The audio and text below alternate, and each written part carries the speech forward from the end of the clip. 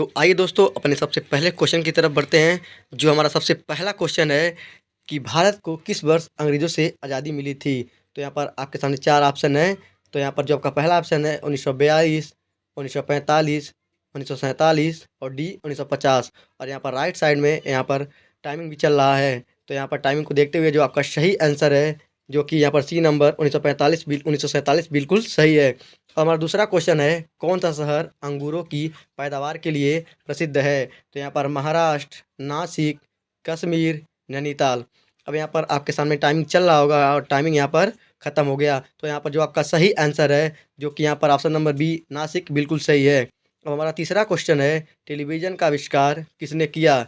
यहाँ पर आपके सामने ऑप्शन है Charles Babbage, Newton, Neil Armstrong, J L. Baird. तो यहाँ पर जो सही ऑप्शन है यहाँ पर बिल्कुल सही है। यहाँ पर डी नंबर बिल्कुल सही है, जे.एल. वेयर्ड।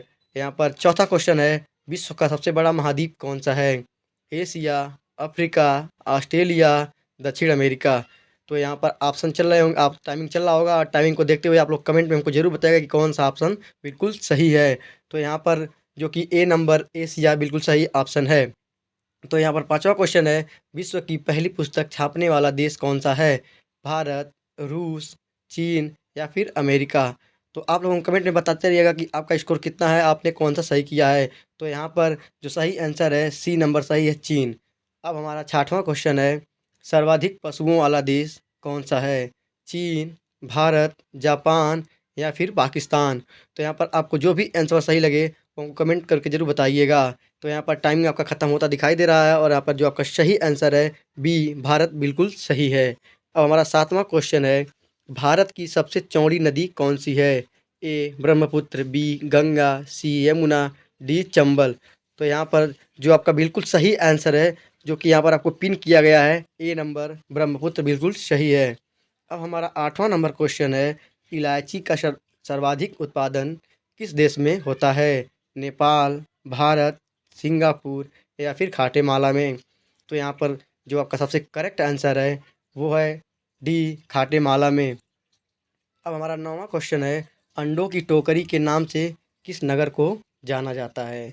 उड़ीसा को, आंध्र प्रदेश को, मध्य प्रदेश को या फिर उत्तर प्रदेश को? तो यहाँ पर जो सब आपका सही आंसर है, जो कि बिल्कुल सही है, यहाँ पर आपका ऑप्शन नंबर सी बी बिल्कुल सही है, आंध्र प्रदेश को। क्वेश्चन नंबर 10 है, चेहरे में कुल हड्डियों की संख्या कितनी होती है? 12 हड्डियाँ, 15 हड्डियाँ, 14 हड्डियाँ या फिर 18 हड्डियाँ? तो यहाँ पर आपके सामने राइट साइड में टाइमिंग चल रहा होगा और यहाँ पर जो आपका सबसे सही आंसर और सटीक आंसर है, यहाँ पर सी 14 हड्डियाँ होती हैं। अब हमारा 11 नंबर का क्वेश्चन है, भारत का सबसे अधिक आबादी वाला शहर कौन-सा है? ए दिल्ली, बी मुंबई, सी कानपुर और डी राजस्थान। तो आप लोग कमेंट में बताइएगा कि आपका कौन-सा सही हुआ है। तो यहाँ पर जो बी नंबर है वो बिल्कुल सही है, मुंबई।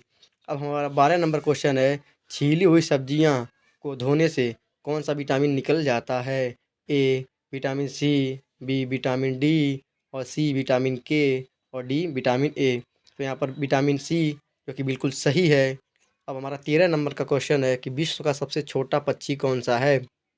तोता, कोयल, गुनगुन या फिर नीलकंठ?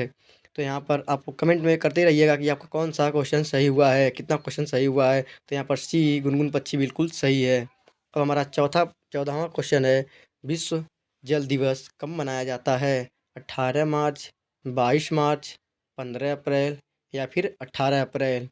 तो यहाँ पर जो आपका सबसे सही और सटीक आंसर है, जो कि बिल्कुल सही है, यहाँ पर 22 मार्च ऑप्शन नंबर बी बिल्कुल सही है।